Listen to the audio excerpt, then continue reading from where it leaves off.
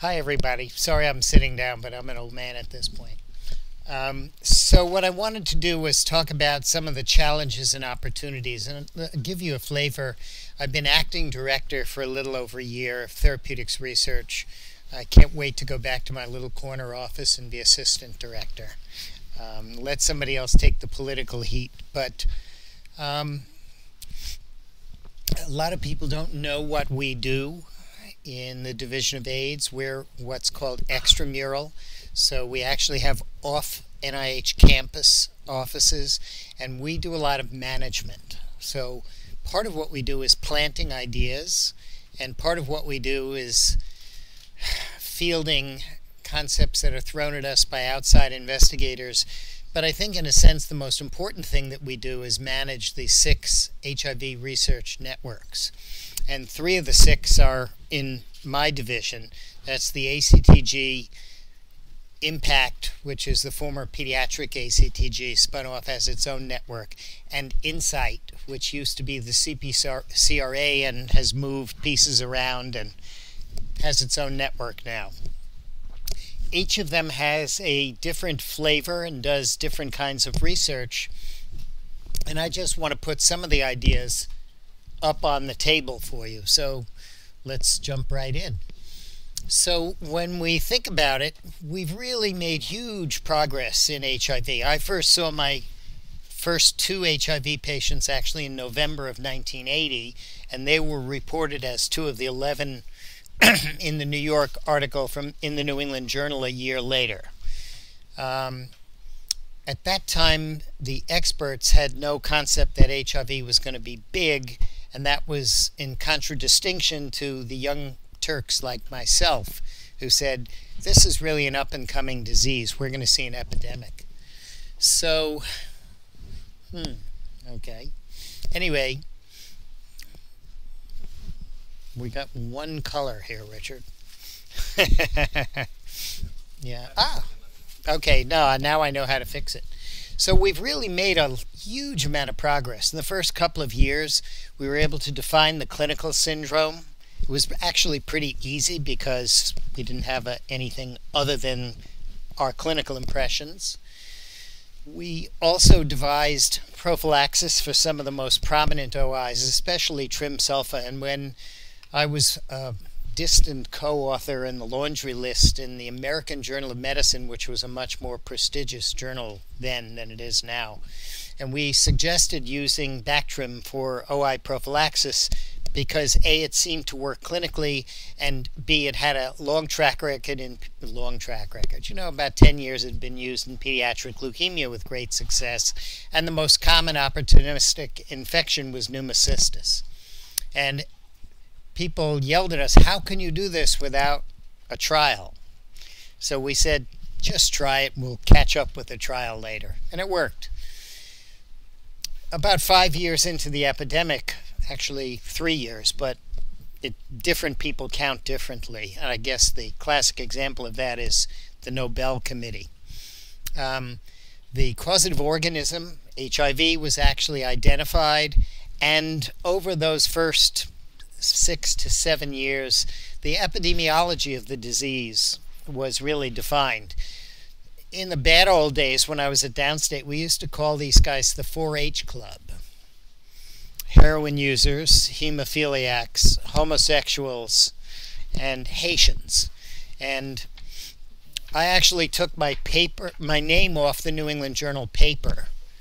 And I said, it makes no sense that half of the island of Hispaniola would be involved. There's something we're missing. And, this is a very international group here. We actually said, well, what could we be missing? And one of our chief residents at Downstate at the time was a Haitian woman, and she had done the interviews of these 100 or so patients. And it took us a long time to realize that she asked them if they were homosexual, to which they uniformly said no. She didn't ask them if they were having sex with men, which is what they were getting paid for and how they were supporting their families. So there can be misinformation even in the New England Journal of Medicine. And I think that's a function of our limited knowledge and so on. In 1987, we had the first big breakthrough, and that was developing the first of the antiviral therapies. Now, I actually worked on the development of the anti-herpes drugs, and acyclovir, which was an acyclic, still is, an acyclic nucleotide, was the first of those. We subsequently worked on, where's John? He was involved in some of this, famciclovir, ganciclovir for CMV, valacyclovir, and a couple of other cyclovirs that didn't really make it for toxicity reasons, primarily in Japan, interestingly. But we started to understand the life cycle of this virus, and the first target we went after was the reverse transcriptase with the acyclic nucleosides, and the proteases hit the same target. Resistance, however, became an increasing problem, and we recognized that as early as 1989, 1990. And that gave us the impetus to develop new agents. And all but one of the antivirals licensed for the treatment of HIV, I and most of them we at USF have been involved in clinical testing of. There were also toxicities that were beginning to emerge that were really treatment limiting for many patients. And while this was thrown out by some as the progression of the disease, others of us said no, it's more likely to be drug-induced rather than disease-induced. We also now, more recently, have shown that there's some utility of the fusion inhibitors, GP41, etc., but clinically challenging to use. And then in the last few years, we developed some drugs directed at new viral targets, specifically the integrase, which is an absolutely key host enzyme, and the CCR5, which is a binding focus by which the virus works to get entry into the cell. Along the way, we also developed these new methodologies. Do you know what the first use of ELISA technology was in the United States and therefore worldwide? It's hepatitis B antigen testing. The second use was the identification of HIV, so it could be used as a blood screening technology. We also became more capable of measuring the immune system, helper and suppressor cells at the very least, with CD4 measurements, and we developed using an even newer technology that Crazy Kerry published in 1989 and got him the Nobel Prize a few years later, and that was PCR, and we use that for viral load. And over the decade, we improved the sensitivity of our ability to measure viral load. We had a lower limit of reproducibility originally of 10,000 copies, and then 400, and then 50, which is what we use clinically, plus or minus 20, 40, 50, who's counting. And actually in the research laboratory, we can do single copy measurements now. So we'll raise some interesting questions about that. So this is the life cycle, and in yellow, you have the various targets. The reverse transcriptase was the first target, and we developed inhibitors of that, nucleoside and non-nucleoside.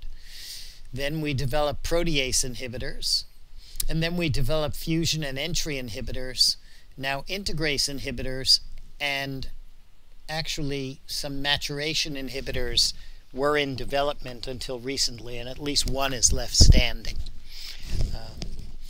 The other one was a very interesting call that I got a few weeks ago, which was a morning call saying, well, the company has just eliminated slightly more than half of its positions, and so we're not going to be going forward with developing the drug, because they eliminated the entire drug development operation in the state of Maryland and kept the executive offices in Boston intact. And then a few hours later, I got a phone call from the president of the company in Maryland who said, I'm looking for a job. You know of any jobs? So, so much for the development pipeline. I looked at this list, and it absolutely blows me away. This is the FDA-approved drugs without listing the combinations separately. AZT, DDI, DDC, D4T, 3TC, ABC, TDF, and FTC. And those are just the nucleosides. And you can read the rest. I'm not going to read the whole slide. So when it says here that there are 6 available combinations combining 2 or 3 drugs, are any of you aware of the fact that there was a quad drug application filed with the FDA last week? We'll see what happens. But it's Truvada, which is tenofovir with FTC combined, plus their integrase inhibitor, elvitegravir, and a booster, which is a proprietary booster that that company has been developing. It's not ritonavir. They wish to formulate this in a single tablet for once-a-day use. Fascinating concept if it comes to pass. We'll see. But for every person, there are still gaps. And the question is, where are the gaps? And that's what our research is designed to try to identify. So one of the big gaps is the reservoir. So we can ask the question, where is it? How rapidly is it established? And what it looks like right now is that the reservoir is in the gut, especially in the distal ileum, and it's established within several days to a couple of weeks. That's the current concept. So that creates huge challenges for us. How do we sample it? How do we measure it? You know, it's not easy to get at that ileum. All right? And how do we get at it quickly enough to be able to do something about it, which is a real problem? Can we measure it? Can it be diminished? And we're trying to re-examine the whole concept of intensification strategies. Many of you may know that we did studies that showed 4 drugs was not better than 3, and in fact there was a study from Amsterdam that showed that 5 wasn't better than 3. So we stay with 3. But can we intensify using the new classes? We'll find out. Can this be a role for the new agents? Should they have a role in earlier treatment strategies altogether? So, what's the proper role for new agents? Should they be employed in initial therapy? The long-term effects have not been defined. We're actually challenged by the FDA. Remember, the FDA has a standard if you get 96 weeks of safety in a naive study, that's considered adequate for licensing. And shorter periods, 6 months to 12 months for salvage drugs, which is how these drugs first got on the market. That's why everybody wants multi-drug resistant patients for studies. But is that the proper role? So I might suggest that we might want to consider, for instance, saving the nucleoside, non-nucleoside convenience combination for second-line therapy.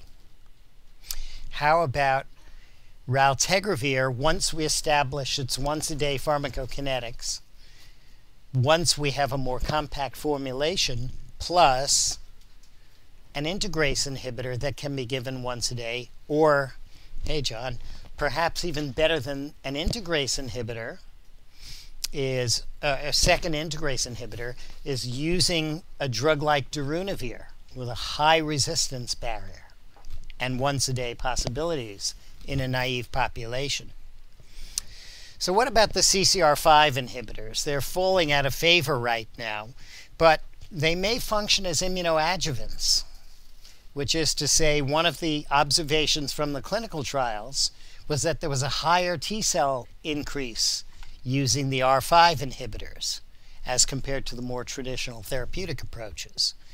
So the first question is it true? Is it a replicable phenomenon? And if it's true, are the cells functional? Which is really a big question. We have more cells, but do they work? Integrase inhibitors definitely increase the slope of viral decay. So the decline is more rapid, but does that have an effect on the reservoir? Might it have an effect on the reservoir if we could truly diagnose acute disease? That's been a big challenge for us.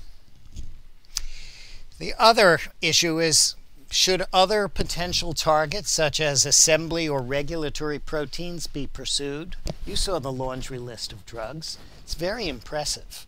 We can make a lot of combinations there. So what is the pipeline?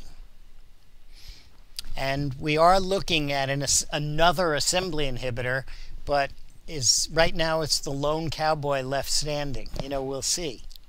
We're looking at other R5 inhibitors, but we have a question of the role. So there are certainly other drugs to consider, but they're way further down the pipeline. The commercial question for the pharmaceutical industry is, can we make money from any of these? And if the answer is no, they're going to put their resources elsewhere. Okay? So I already mentioned this pairing of new classes with new PIs. I happen to like an integrase inhibitor, let's say raltegravir plus darunavir boosted. Right? We may be able to do that in 3 pills once a day. Now, we choose the 1 pill once a day combination right now because it's simple, but patients still fail. So if they fail, why do they fail? And there are 2 reasons, one of which I think is dependent on the other. They fail behaviorally. The problem with 1 pill once a day is you have to take it. If you miss it, and if there's some fragility in terms of development of resistance to the regimen, if you don't take that 1 pill once a day, you're going to end up with resistance.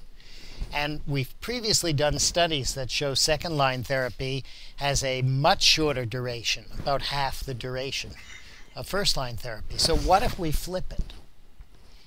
What if we give the patients a second chance if they fail the first regimen and give them a simpler regimen to adhere to?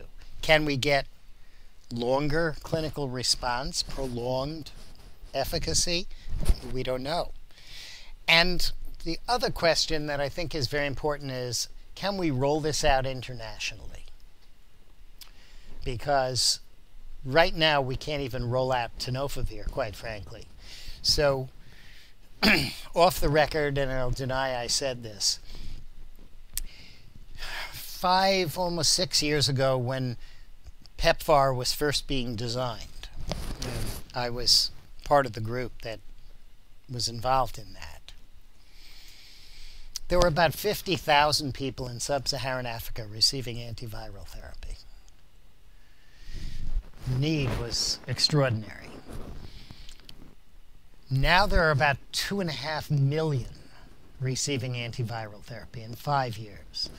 That's a testament to a number of things. It's a testament to $5 billion, of which about 40% went into drugs. It's a testament to our ability to develop a logistical train, if you will. The U.S. government owns a fleet of 747 freighters that twice a week fly back and forth delivering drugs to Africa. And we developed roads that own a trucking company in Africa that then distributes these things to secure, refrigerated, and guarded, to minimize pilfering, warehouses from which the drugs are distributed to the local clinics.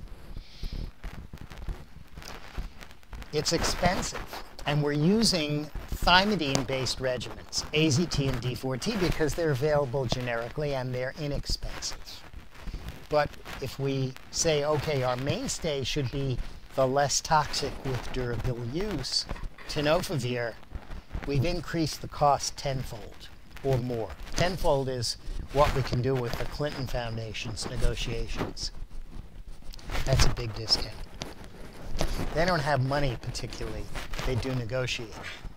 Gates has money, doesn't spend it. PEPFAR has money and spends it, but is still, the 2.5 million is only 20% of the need with CD4 counts of 200 or less. Can you imagine if sub-Saharan Africa adopted the standard of the WHO, which is good at setting standards but has no money? Okay. So it's an interesting challenge. Okay. which combination and why should we use it? Now, this is an interesting observation. Bob Silicano proposes that we really should be looking at these drugs in a log-log rather than a semi-log fashion, because it will give a better understanding of the stratification of drug activity. And if you look at it this way, the activity of the protease inhibitors may in fact be greatest, with darunavir at the top of the list for a number of reasons. Interestingly, our two oldest protease inhibitors, indinavir and sequinavir, are absolutely right below it in terms of potency. Now that's why one of our USF projects was working to develop boosted indinavir early on. We couldn't get patients to take enough hydration, and so it fell out of favor. But 8 logs of activity, you know, some of you were around, even as fellows, when I was talking, and I said, what's the individual potency of these drugs? The nucleosides, it's 0.6 to 0.8 logs. The non-nucleosides, you get up to 1.5, 1.7 logs in combination with the nucleosides. The protease inhibitors give you 2.5 logs, and that was the initial drugs. Now we can go up to 8 log activity that we can measure. We actually could do better before, but we couldn't measure it. The NNRTIs are next in potency after the protease inhibitors, but they're only still 2 to 3 logs potent. And all of the others, including the new agents, the R5 inhibitors, the integrase inhibitors, are only about 2 logs in activity. So they're still pretty limited. So crafting appropriate combinations is really critical for reducing viremia. That may also explain why right now 3 drugs offers little but is certainly as good as 4 or 5. Because we're just limited by the intrinsic potency of the drugs that we have. Okay? We'd like to do better. Another really important question is, when do you start therapy for this disease? Now, I think John and I would probably agree we're the oldest gray hairs here, although JT in the back there has got more gray. That's only because his hair stayed in. I think that I can't conceive of any other infectious disease for which we have a treatment where we withhold that treatment until there's potentially irreversible end-stage disease. Makes no sense. But if we're going to treat HIV right away, we've got to test right away, identify people who need the treatment, and then we've got to be able to afford it. And we want to do so in an environment where we minimize toxicity. I think that third point is probably one that we've largely achieved. I'll let you know in another decade. So, when should we start? Some of you may know that a late breaker at the meetings, what was it? IDSA, no, it was subsequent to that. It was IDSA, ICAC.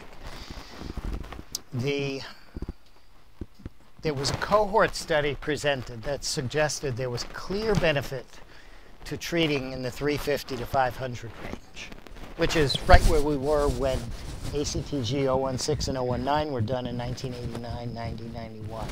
But, so where, you know, the pendulum has swung back now.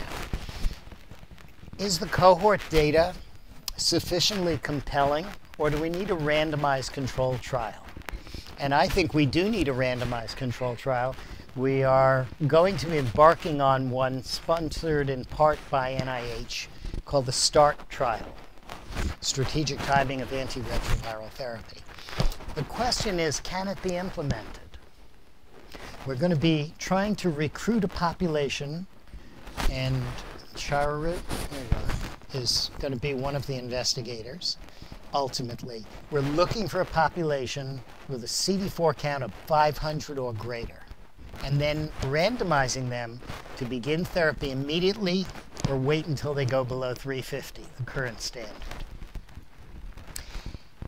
One of my questions is, and I've worked through this repeatedly with my statisticians, but Is the trial adequately powered?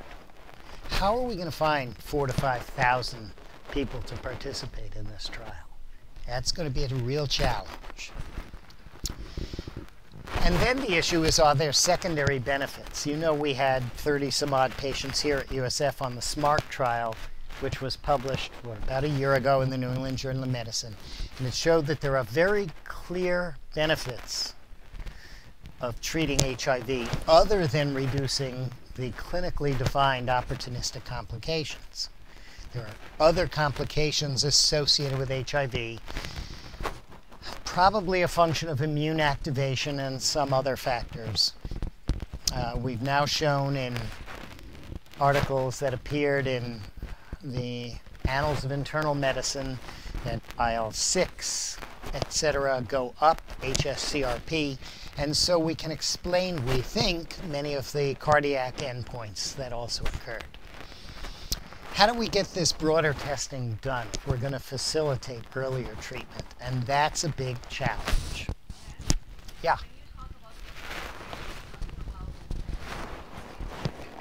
Now, it's the developed world.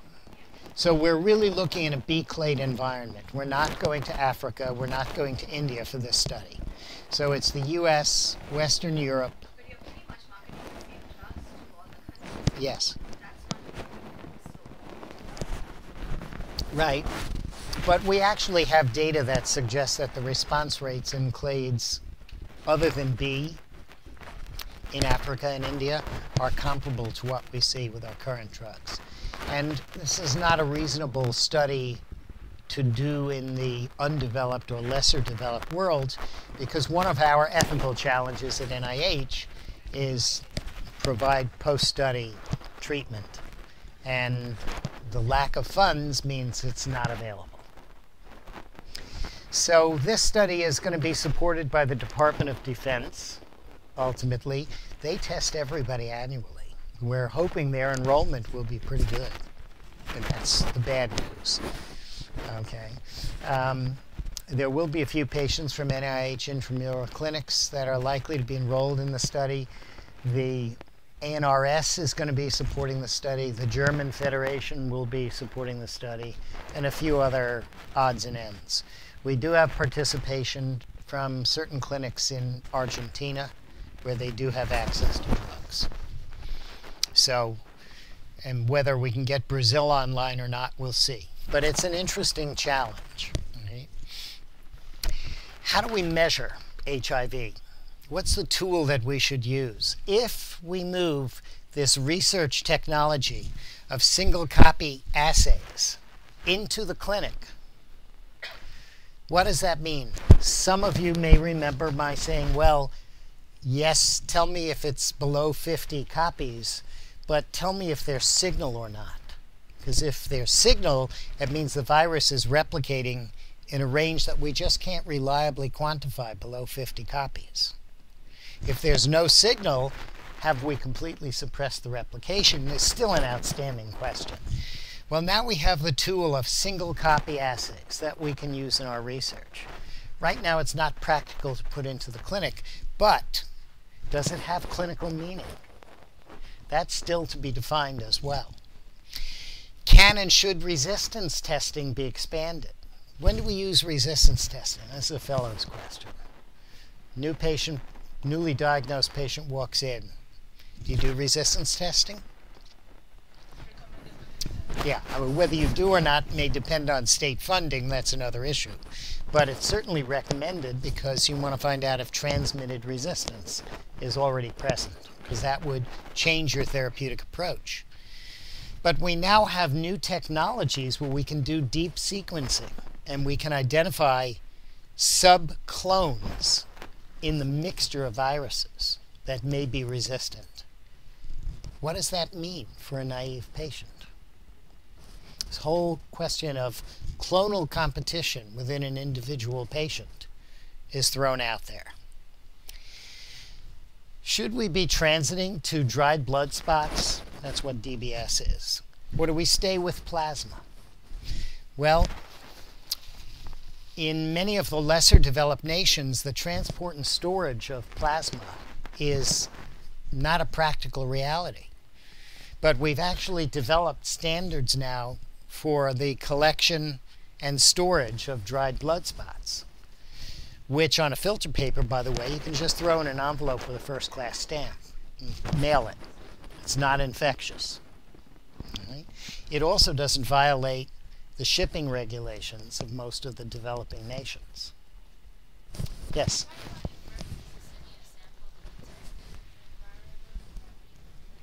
We can do 3 things off a dried blood spot that's reconstituted. Actually 4. We can use it to confirm a diagnosis. We can measure CD4. We can measure viral load. And we can do resistance testing. That's pretty extraordinary. Now, there are competing technologies, special transport devices and so on. And in fact, the leading one was developed by a friend of mine from Atlanta, who I tried to bring down here to USF, but his 3 teenage kids and his wife said, we ain't moving to Florida. So that took care of that. But there are opportunities in the way we collect and process specimens. We also have newer technologies, ligand technologies, where we can actually target genetic segments of various pathogens, opportunistic pathogens in particular, and we can say they are present or not, as the case may be. So that's interesting. Anybody know an application of this? Something I worked on when I was at Downstate back in the dark ages. TB.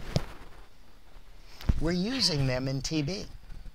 John can tell you all about what they're doing in the lab, so you have to pester him. Now, we also have some pediatric issues. Pediatrics, we have the issue of formulations. Whole different PK. And in pregnant women as well, because the volume of distribution can be dramatically increased, obviously. In pediatrics and even in adults, we have vaccine questions. Is it safe to use live attenuated viruses in children with HIV infection for vaccination purposes? We really don't know. We're about to embark on a rotavirus vaccine study in Africa, trying to explore some of these questions, which, by the way, were mandated by the FDA. In adults, we have the issue of HPV vaccine. We have the issue of zoster vaccine, John's New England Journal publication.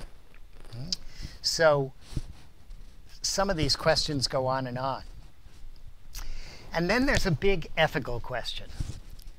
In the last 15 years, actually a bit less than that, about 10 years, 10 to 12, in the United States, we essentially eliminated mother-to-child transmission of HIV. 99% reduction for functional purposes. Can we extend this to the developing world where there's still a tremendous dependence on breastfeeding? In the developing world, like a study in Botswana, if you formula feed by providing the formula, many of these kids get sick from the water that's used to reconstitute the formula, and they die. That's not a good option. On the other hand, if they breastfeed, it keeps them alive, but 30% of them get HIV infected. So we're about to embark on a study called PROMISE, which is another one of those acronyms, where we're going to try to extend the benefits of maternal ART postpartum if the mother CD4 is above the guidelines. So a mother who's got a CD4 above 350, actually a bit less than that, is going to be eligible for therapy in this trial. In addition, after the child is born, is it better to use an extended nevirapine regimen with a short tail of ACT postpartum? Or is it better to continue maternal HART? We don't know the answer to that question. And so we're going to be doing a randomization of that. And then the next step is when they stop breastfeeding, which doesn't have to be as short as 5 to 6 months, maybe as long as 18 months, what should we do at that point? Should the mother, per SMART, continue to receive antiviral therapy? You know, in the US, the standard is we stop treatment if the mother's T-cell count is above 350. Is that appropriate? Should we be continuing? So we're going to do a sub-study in the US and Brazil as developed nations exploring that question. And then we're going to do a further sub-study looking at continuation of trimsulfa as a prophylactic, not so much for PCP, but for diarrheal and respiratory diseases that are childhood killers. So I think it's an interesting trial, also going to be logistically challenged, not to mention the $140 million we're going to have to find to sponsor it. Oh well.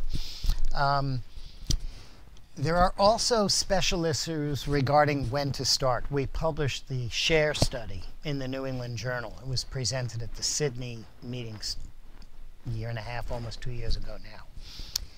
And that showed that if we do early diagnosis for children born to HIV-positive mothers, if we can identify the infected children, and if we treat them immediately within the first year of life, we reduce mortality 70%. Mortality. That's really an extraordinary number. And that became the WHO standard within a few weeks. Okay.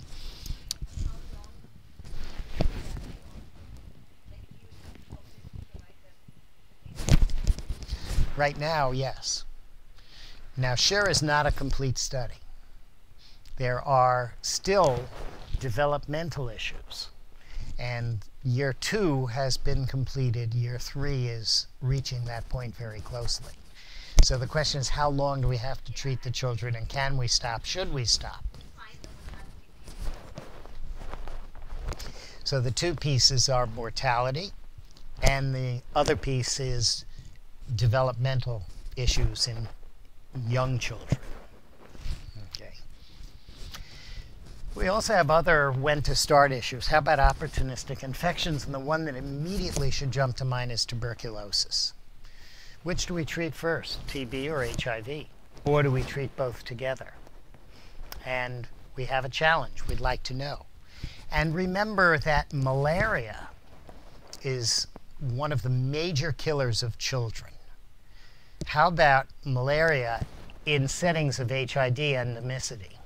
And most of our research clinics and facilities are not in high malaria prevalence areas. So it still remains a question on the table. Okay. So in TB, when should you start treatment in co-infection? Which is first? Which is most important? Which is going to kill people most rapidly? We also have the question of we have to find new therapies because there's a lot of resistance out there. So TMC 207, which is a diarylquinolone, is the most promising agent we have. But it may be the only agent. PA824 and a few others look like they're not going to make it. Some of the newer quinolones, can you put 2 quinolones together? We don't know. And so those are field studies that we're conducting. And then what's the role of molecular diagnosis? I mean, one of the first questions that I asked when I went to NIH is, why with tuberculosis are we using a technology that we originally developed in the 1890s? Right?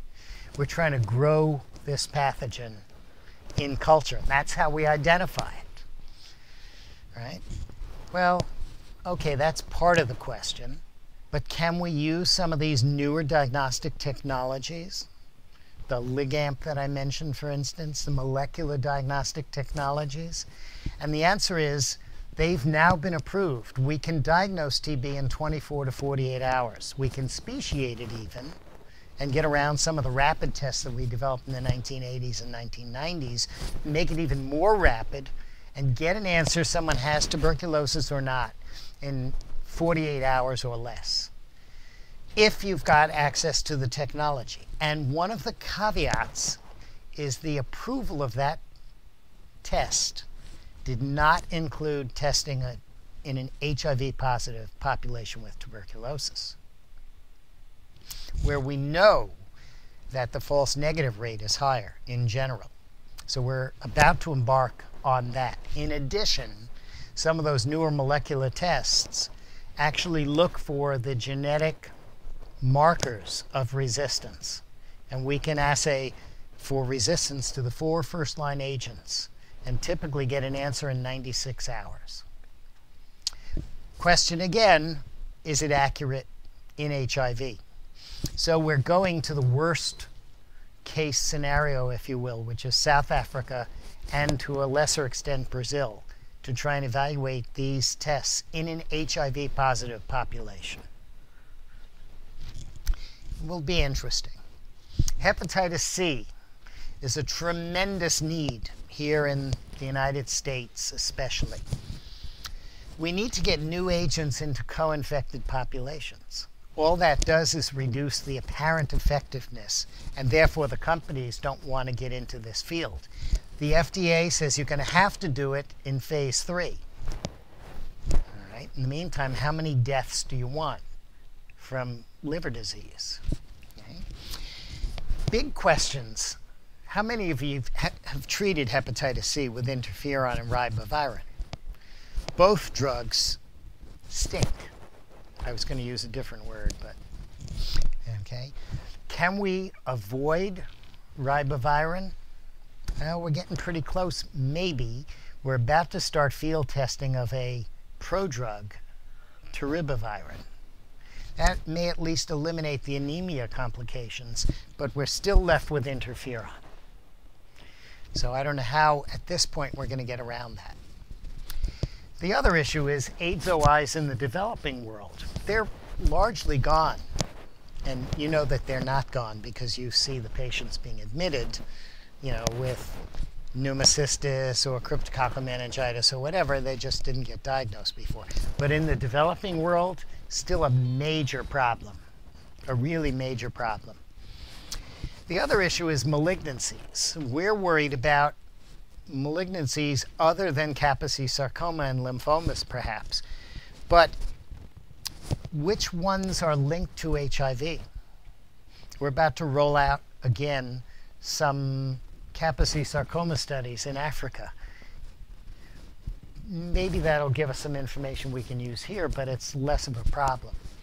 But other problems like cryptococcal meningitis remain in the developing world, and it's a huge problem. So we've got TB, we've got cryptococcal meningitis, we've got malignancies that we have to worry about. Yeah.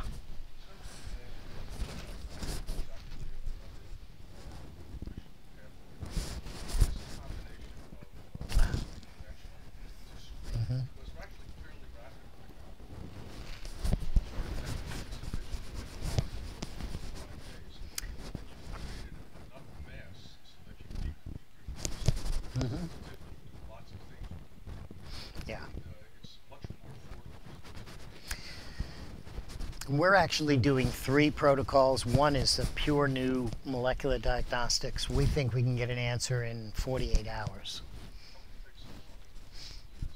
Oh, no, that includes resistance testing. Yeah, no, we can get an answer in 24 in most cases. We're doing a second protocol, which is going to be looking at what we would call contemporary diagnostics, which we think of as rapid diagnostics, where we can get an answer in a week to 2.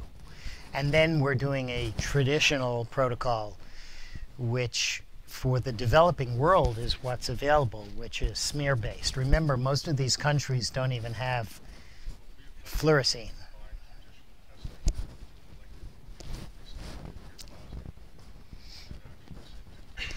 Yeah. And the problem is the agency, in this case FDA, has challenged us. Is it good enough? And so we're trying to do the test. And I hope we get an answer within 6 months. And I think the answer may very well be some combination of traditional and new diagnostic methodologies. You know, buying African nations and teaching them how to use fluorescent microscopes even. I'd rather buy them newer stuff that is actually easier to read.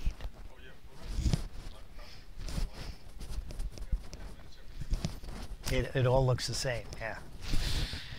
So it's interesting. So now we have some other questions, I think, as well, and then hopefully we'll have time for some discussion because it's going to come up. We have identified a whole host of non-HIV defining endpoints from the SMART trial, but we can ask the question the other way around. What is the role of HIV in cardiovascular disease? We know that hs-CRP goes up. We know that IL-6 goes up. We know that other inflammatory markers go up. But is it a cause and effect relationship is what we don't know. What's the role of HIV in fractures? This is very important as we roll tenofovir out. There is some bone loss. It seems to be limited to the first 2 to 3 years. But if we roll it out in a pediatric population or in an elderly population, will this have other consequences? What's been called frailty, defined as frailty, is also associated with early mortality. We see more of that in HIV. Again, it would be wonderful if it's because people with HIV are living to become old. But if they're living to become old and their aging process is advanced, that may not be so good. And how do we find the proper balance? We also used to see, not a lot, but some, AIDS dementia complex. We still see some of it, but not much. But there's a much more, I wouldn't even say subtle, but a frequent cognitive decline that's seen. And again, is it because people with HIV are living to become old enough to just forget who they are on a daily basis? Or is it because HIV is doing something to the brain? So it's a real problem, and we have a number of things to define here. We also have some interesting new approaches in terms of genetics. Can we identify, for example, in a newly diagnosed individual, a long-term non-progressor or a rapid progressor, the two polar opposites? So we know how to deploy our resources. Can we use genetics to help us in the non-B clades and non-US populations? And there the answer may be yes. We don't know. And then, of course, there's the whole question of pharmacology. I think that's going to be the most immediate answer, that what is genetic testing going to contribute in HIV? Because we can identify people's genetic metabolic pathways, and therefore we might be able to tailor the regimens a bit better. But there are a whole host of questions. I was just at a conference with Francis Collins last week, and this is just the surface stuff. We have other new technologies as well. We are about to roll out for field testing some point-of-care CD4 and viral load technologies. It's going to reduce the cost in the developing world tremendously if they work as reliably as we think they will. Should we do that in the developed world as well? Maybe save a little money to help finance treatment earlier in the course of the disease? To me, the answer is an obvious yes, but we have to establish that the tests are good first. How about nanotechnology? Have any of you thought of nanotechnology? Have any of you read any articles in the general science literature about that? Nanotechnology may become, in short order, a very rapidly implemented tool to improve diagnostics, to improve drug targeting at a tissue level, to improve drug potency. And all we have to do is get around the problem of nanocompounds disintegrating when they reach an intracellular target, and those disintegration products possibly being toxic. That can be good if we get them into the right cells that we would like to have undergo an apoptotic process. But then what's the disposition of the particles? So there are a lot of interesting questions that still remain. And then the overarching issue. The WHO is now promoting aggressively a test and treat strategy. Test, identify people who are positive, and treat them. Is this feasible? What's the role of ART in HIV prevention? Interesting question. Where does operations research fit? Another interesting question. I'm an NIHer, and Congress has specifically told us we are not being funded to do operations research. Where's the line? How do you define it? And are domestic and international considerations different in this regard? So I think, staying within time, that history will judge us as a global community, what we do in the next 27 years, as much as by what we have accomplished in the first 27. I did not take this picture in Africa. It is still in Africa very hard to get somebody to say, yes, you can take my picture and I have HIV, because the stigma that we experienced here, and to a certain extent still experience, is 10 times or more greater in the developing world. So time for discussion and questions here.